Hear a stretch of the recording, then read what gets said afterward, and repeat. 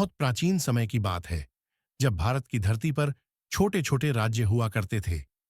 उन्हीं में से एक राज्य था चंद्रप्रस्थ। यह राज्य चारों ओर से घने जंगलों, ऊंचे पहाड़ों और गहरी नदियों से घिरा हुआ था।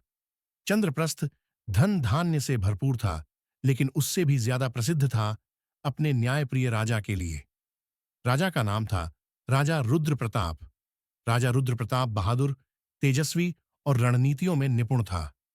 उसने कई युद्ध जीते थे, पर कभी निर्दोष का खून नहीं बहाया।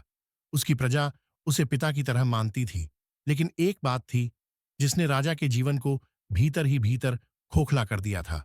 राजा की पत्नी का देहांत बहुत पहले हो चुका था।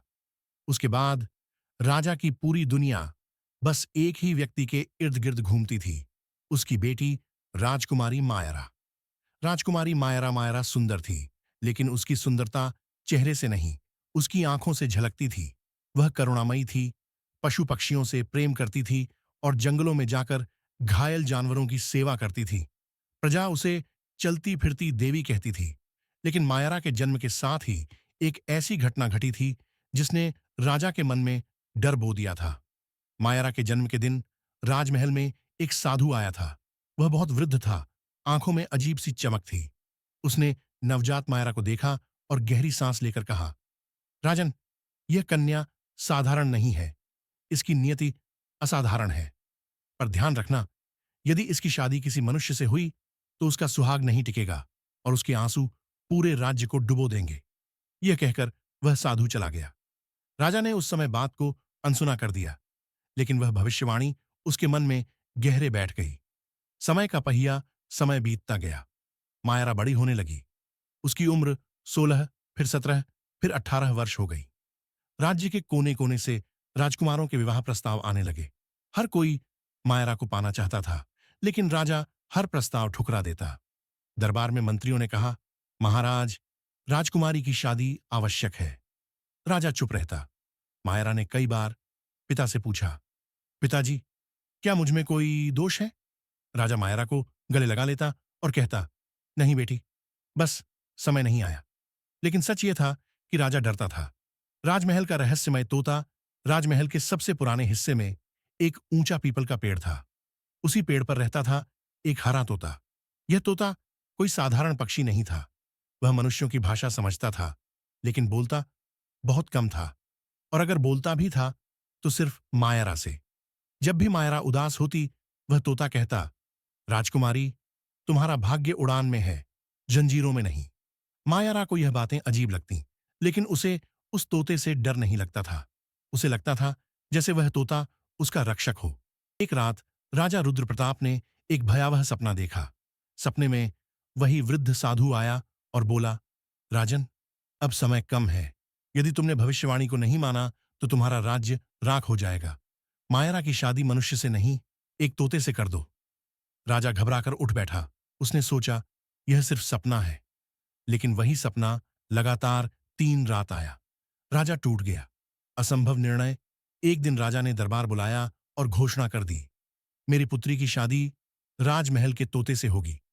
पूरा दरबार स्तब्ध रह गया। मंत्री बोले, महाराज, यह पागलपन है। पंडित बोले, यह अधर्म है। प्रजा में हाहाकार मच गया। मायरा ने जब यह सुना तो उसके पैरों तले जमीन खिसक गई। वह पिता के चरणों में गिर पड़ी। पिताजी, मुझे मार दीजिए, पर यह मत कीजिए। राजा की आंखों में आंसू थे, लेकिन डर उससे भी बड़ा था। अजीब विवाह शादी का दिन आया। पूरे राज्य में सन्नाटा था। मंडप सजा, मंत्र गूंजे, लेकिन उत्सव जैसा कुछ नहीं था। एक सोने का पिंजरा लाया गया, जिसमें वही हरा तोता बैठा था। राजकुमारी कांपते हाथों से फेरे ले रही थी। जैसे ही 7वां फेरा पूरा हुआ, अचानक तेज आंधी चली। तोते ने पहली बार जोर से कहा, अब सत्य का समय है, और उसी पल पिंजरा टूट गया। तोता उड़ गया। उस रात मायरा अपने कक्ष में रो रही थी। अचानक कमरे में एक तेज प्रकाश फैला। उस प्रकाश के बीच एक युवक खड़ा था। उसकी आंखें वही थीं, जैसी तोते की थीं। युवक ने कहा, डरो मत मायरा, मैं वही हूं जिसे तुमने तोते के रूप में जाना। सच का खुलासा युवक ने बताया कि वह देवांश है, एक दिव्य आत्मा जिसे श्राप मिला था। उसने अन्यायी राजाओं के विरुद्ध आवाज उठाई थी, इसलिए उसे तोते के शरीर में बांध दिया गया था। श्राप की शर्त थी, जब कोई कन्या बिना स्वार्थ, बिना भय तुझसे विवाह करेगी, तब तू मुक्त होगा। मायरा की आंखों से आंसू बह रहे थे। अगले दिन देवांश दरबार में प्रकट हुआ। उसने राजा रुद्रप्रताप को उसका डर दिखाया, उसका अहंकार दिखाया। धरती कांप उठी। राजा का सिंहासन टूट गया।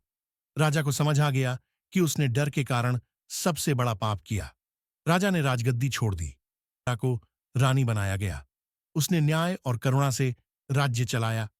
देवांश ने कहा, मेरा समय पूरा हो गया है, और वह प्रकाश बनकर आकाश में विलीन हो गया। आज भी कहा जाता है, आज भी चंद्रप्रस्थ के जंगलों में एक हरा तोता दिखता है, और लोग कहते हैं, वह तोता नहीं, वह सत्य की आत्मा है।